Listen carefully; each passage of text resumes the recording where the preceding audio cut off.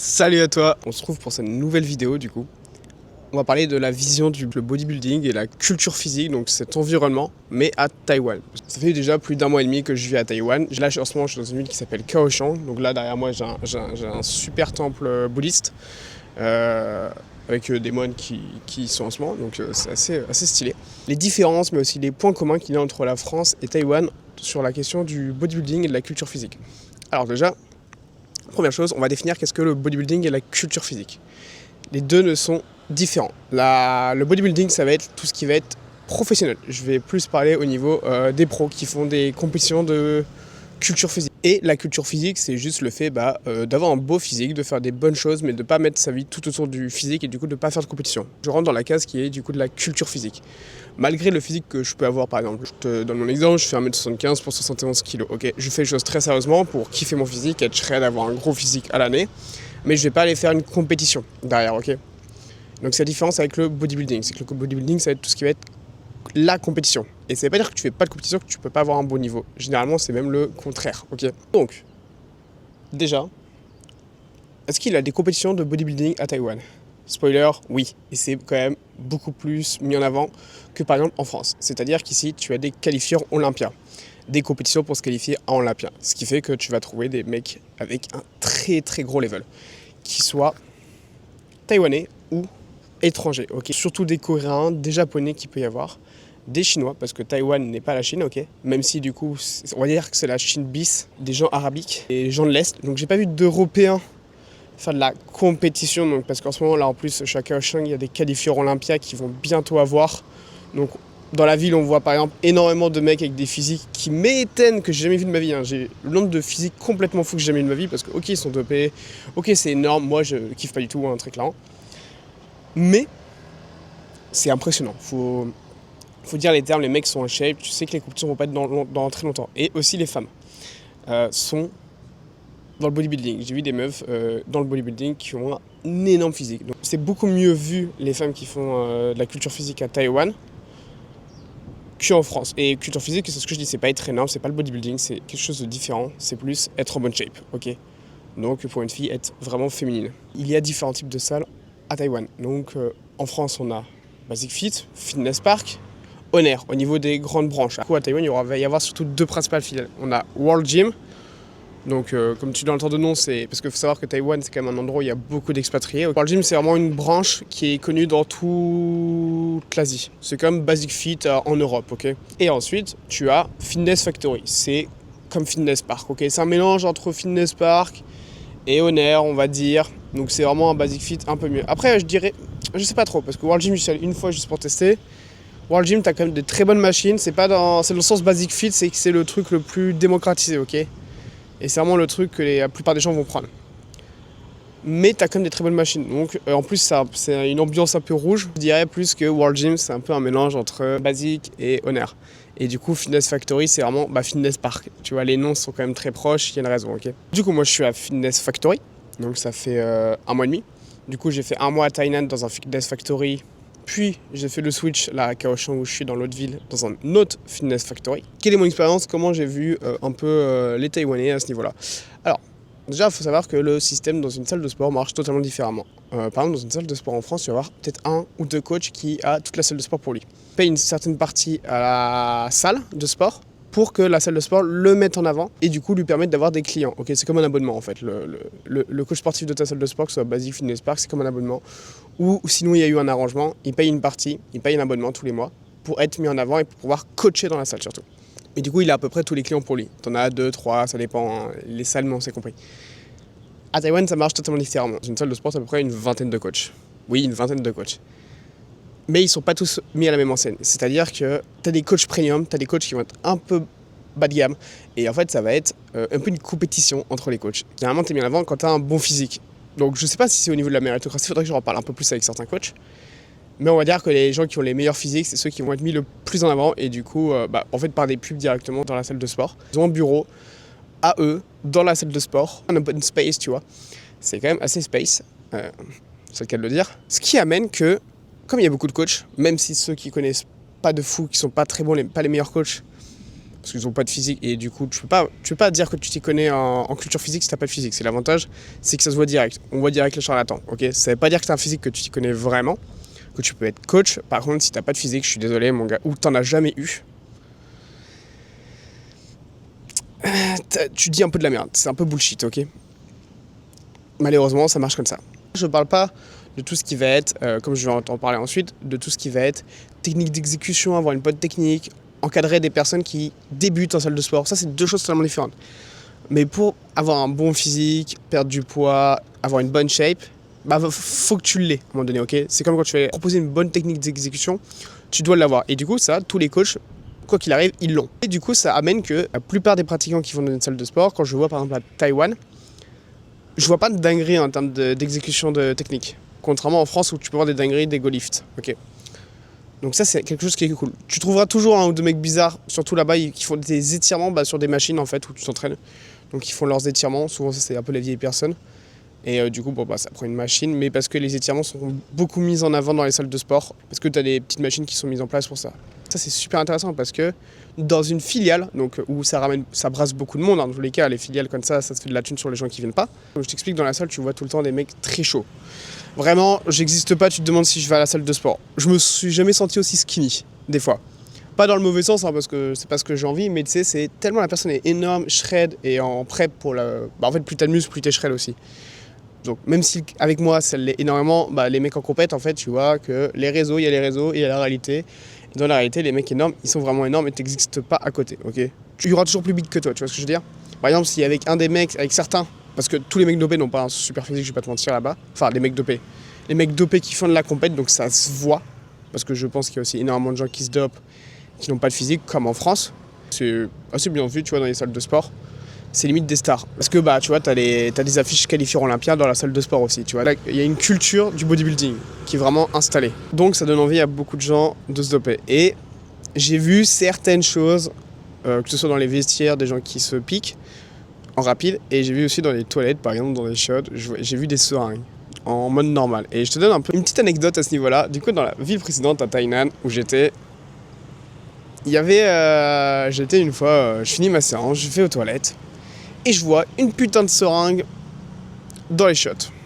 Je suis en mode, ok, bizarre. Je connaissais un peu les mecs de la salle parce qu'il y en a qui parlaient, il y en a un ou deux qui parlaient anglais, donc je parlais avec eux. Je prends en photo le truc, je le montre à un des gars, parce que je l'ai vu sur le passage, je lui fais, oh regarde, c'est normal et tout, parce que je voulais t'intéresser, voir comment ça allait faire réagir ça. À savoir qu'ils veulent pas que t'aies une Monster ou un Coca dans la salle de sport, tu vois. Ça, c'est différentes mentalités, c'est ça qui est intéressant. Mais ils veulent pas, et ça dérange, tu vois. Mais par contre, des seringues, comme on peut s'en douter, le mec me répond. Le mec qui taffe là, hein, donc qui coach un peu, mais en même temps qui fait l'accueil. Parce que ça dépend les salles, comment ils s'organisent. Ouais, c'est normal, faut qu'il soit énorme. Il me répond. Ok. Donc pour eux, en fait, se mettre des seringues dans le cul, c'est normal. Et c'est là où mais par contre, ramener une Monster dans la salle de sport, c'est en mode non. Et c'est ça que je suis venu chercher en allant dans des pays. C'est être choc-barre. Voilà. Et même si t'es pas d'accord, même si tu trouves ça chelou, comme moi dans ce cas-là, c'est trop intéressant la vision des choses qui est totalement différente. C'est trop bien. Au moins, ils sont honnêtes sur ça et j'aime beaucoup. Parce qu'en France, c'est ouais, non, les produits, c'est pas bien. Non, personne ne prend de produits. Et en fait, tout le monde prend des produits. Exemple, certains fitness parks où j'étais avant, dans certaines villes, mais même des Basic Fit, où t'as des coachs qui vendent des seringues à peu près tout le monde, en leur vendant du rêve. Des putains de charlatans, et ils devraient juste aller en prison, ces mecs-là. Parce que c'est jouer sur faire espérer les gens qu'en prenant des produits, tout va être magique. Ils se font de la thune sur le dos des gens. Et des coachs de fitness park, de Basic Fit, qui font ça. Et tu joues sur la faiblesse psychologique des gens à ce niveau-là. Et sur des points sensibles. Et c'est prendre les gens pour des cons. Et c'est vraiment un truc d'enculé. On va pas se mentir, c'est vraiment un truc d'enculé. Bref, hormis ça, au moins là-bas ils sont honnêtes. Ils sont en mode, ok, non mais c'est normal, faut qu'ils soient énormes, il y a les compétitions. Et du coup, t'as pas mal de jeunes ou de gens qui veulent leur ressembler. Parce que comme ils sont dans les salles, ils les voient directement. C'est comme si tu t'entraînais avec tes footballeurs pro. Hein. C'est aussi ça la différence entre culture physique et body. Des fois, on n'arrive pas à faire la différence. Ah non, j'ai pas envie d'aller à la salle, j'ai pas envie d'être énorme. T'inquiète pas, tu seras pas énorme comme eux. Juste parce qu'en fait, on fait pas la différence. Mais c'est comme si à chaque fois que tu vas jouer au City en ville, au foot, il y a des pros qui jouent en même temps avec toi, contre toi, etc. Ça n'existe pas, on est d'accord. C'est vraiment que dans le bodybuilding et la culture physique, ok.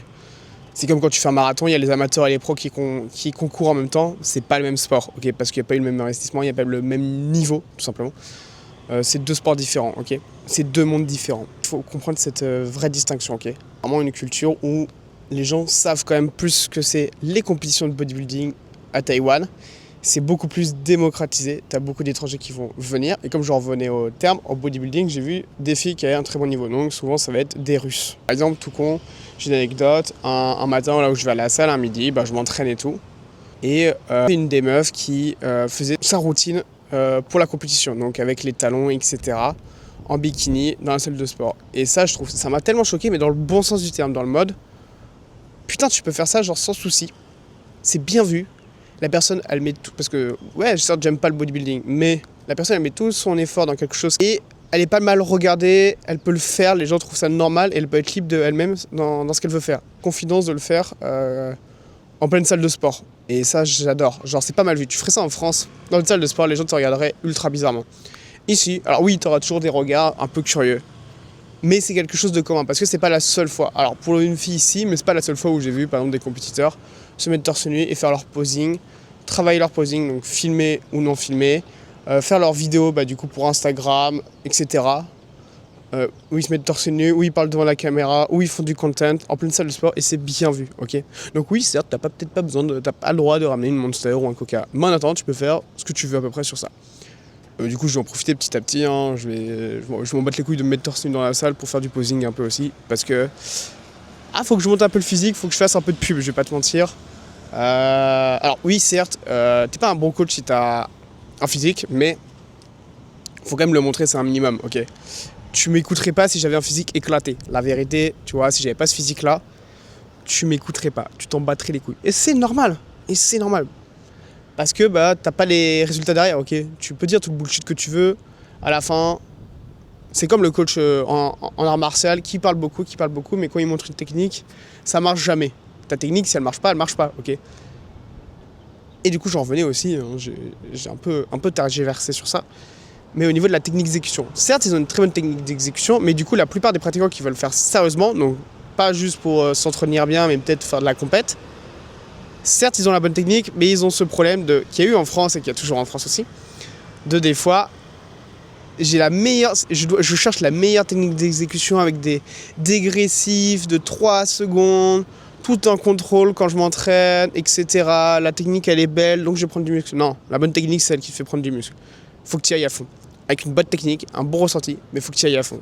Si tu retiens ton mouvement, tu vas pas avoir de muscle, je vais pas te mentir, ça marche pas comme ça. Ta première rep et ta dernière rep, si elles se ressemblent, il y a un souci, ok. Ta première rep, tu vas vite, la dernière, ça va être beaucoup plus compliqué.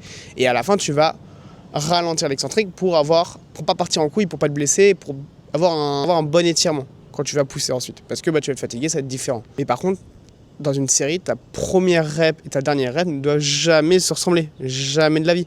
Si ta première rep, tu prends 5 secondes sur la concentrique, ça sert à rien, c'est du bullshit. Ouais, technique d'intensification et tout, c'est de la merde, ok. Je te dis ça parce que j'ai déjà testé aussi. Ça pue la dé, c'est juste de la broscience pour faire genre, ouais, j'ai plus de connaissances, on fait varier des choses. Non.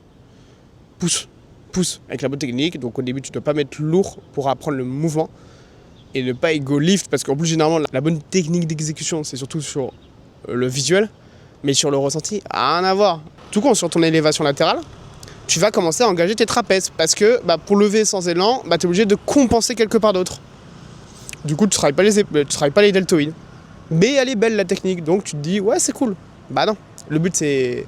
T'oublies le but en fait. Le but c'est, par exemple, quand tu fais des élévations latérales, c'est pour faire progresser, de détruire tes deltoïdes, tes muscles du deltoïde. Pas de commencer à faire travailler tes traps. On va en finir sur la question des femmes, du coup, en culture physique. Donc je t'ai abordé vite fait au niveau du bodybuilding. Les gros physiques. Alors certes, oui, avec des produits dopants, tu vois la mâchoire, avec tout ce qui est oestrogène, etc. Bon, je les connais pas du tout, mais voilà.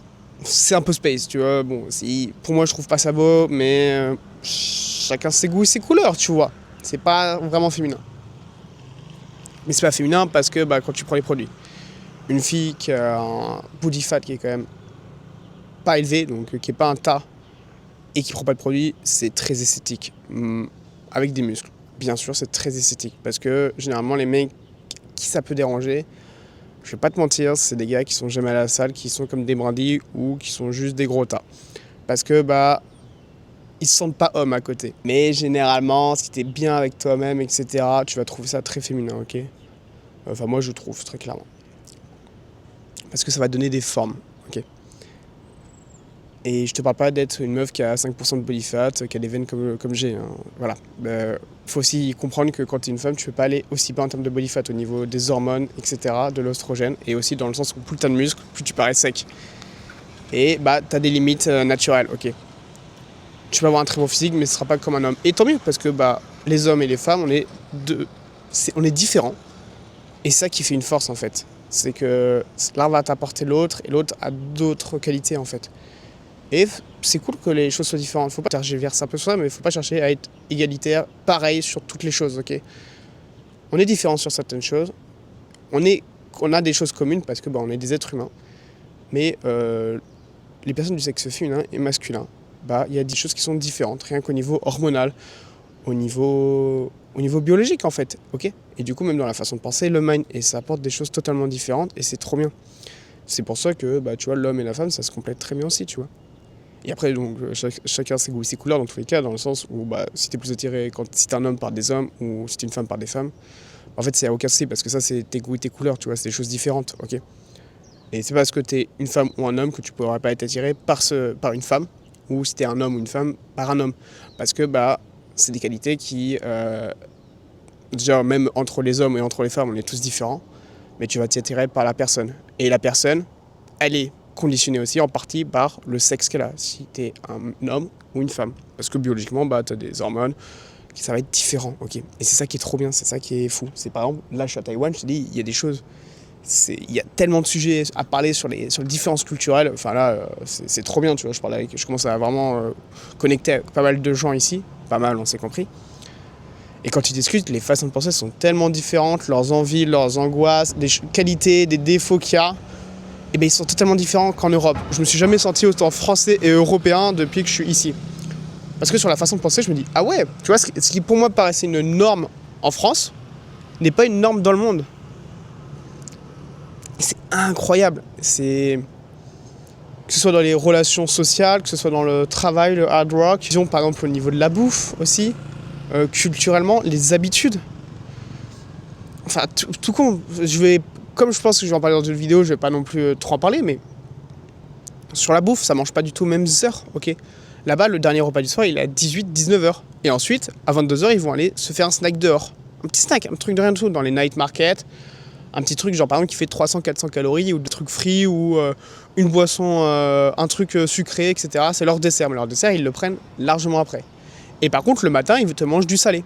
À 6h du matin, ils te mangent des nouilles, par exemple. Il y a plein de petits restos qui sont ouverts à ce moment-là. Et du coup, j'ai vu beaucoup plus de femmes, il faut en revenir à ce sujet, donc qui font de la culture physique et qui sont très bien vues, donc qui ont un très beau physique et qui mettent vraiment les choses en place. Et par exemple, le ratio homme-femme dans une salle de sport, que ce soit au niveau des vieilles personnes, des jeunes, franchement, c'est un putain de 50-50, je trouve. Par exemple, t'as pas de gens dans une salle de sport qui vont commencer à courir, qui commencent à faire le sbul, à crier comme des oufs quand ils s'entraînent, donc ils s'entraînent pas, mais à discuter, à parler super fort. Oui, il y en a, ils sont avec leurs potes, il y en a, ils sont avec leurs meufs, avec leurs gars.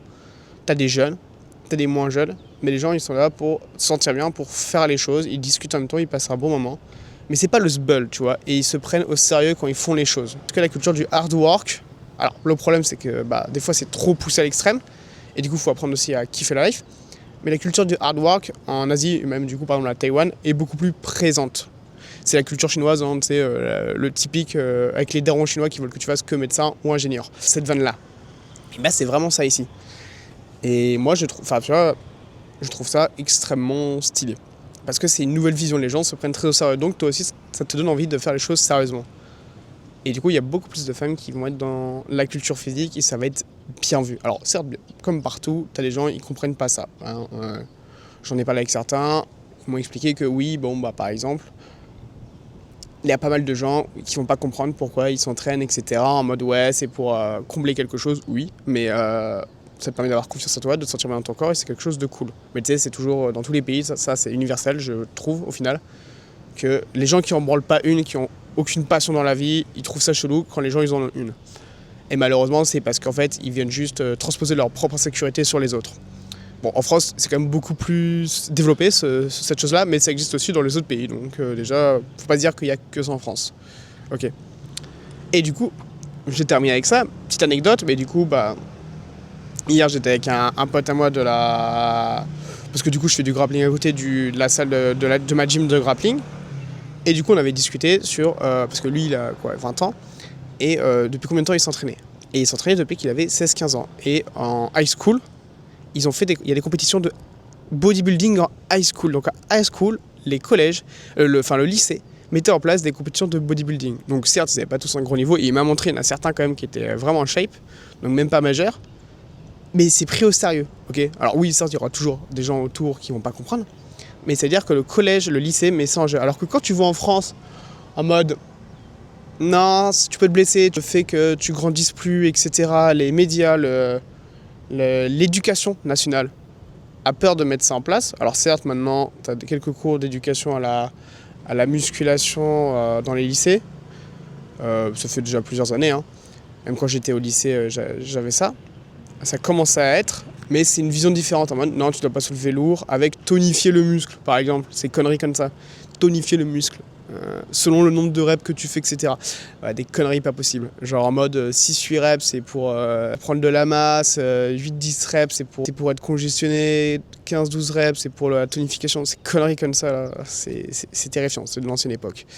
Mais t'as encore ça en France, dans les lycées, dans l'éducation nationale, ils expliquent les choses encore comme ça. J'ai été dans le truc, donc je sais ce que c'est. Ok. J'ai fait, dans mes études, j'ai fait études pour être... professeur de PS, ok, j'ai la licence, donc je peux faire des remplacements de professeur de PS en France. Donc je suis passé par les études, donc je sais ce que ces études-là, donc je connais un peu comment ça marche de l'intérieur à ce niveau-là, ok. Et du coup là-bas, carrément, il y a des compétitions de bodybuilding au lycée. Alors je sais pas si c'est dans tous les lycées, mais c'est quand même énorme. Il y avait des vrais niveaux, tu vois. Ils ont mis le TAN, etc. Et avec des trucs de posing, c'est fou. Et je trouve ça trop stylé. Alors certes, j'aime pas le bodybuilding, mais dans le sens où putain, s'il y a des gamins, des jeunes, ils veulent se développer dans quelque chose et qu'ils aiment ça, l'éducation, le lycée où ils sont, donc l'éducation, ils vont être en mode, ok, vas-y, on va te mettre en place cet environnement, donc des compétitions.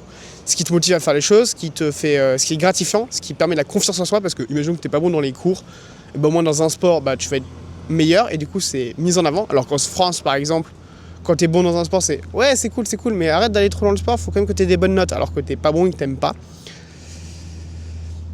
Tu vois les différences culturelles à ce niveau-là, et je trouve ça super intéressant. Donc, comme partout, quand tu voyages, tu vas avoir des choses que tu kiffes pas, des choses qui vont paraître bizarres. Tu vois, par exemple, moi, les gens qui crachent ici, c'est quelque chose de commun, mais moi, ça me dérange à chaque fois. Mais bon, je fais avec. Mais il y a d'autres choses qui vont être trop intéressantes. Donc, sur ce, si t'as kiffé la vidéo, n'hésite pas à t'abonner, lâcher un like. Et laissez en commentaire ce que tu en as pensé donc, de ce talk. Sur ce, je te laisse. Passe une bonne journée. Kiffe ton physique, kiffe la life. Et sur ce, tchuss.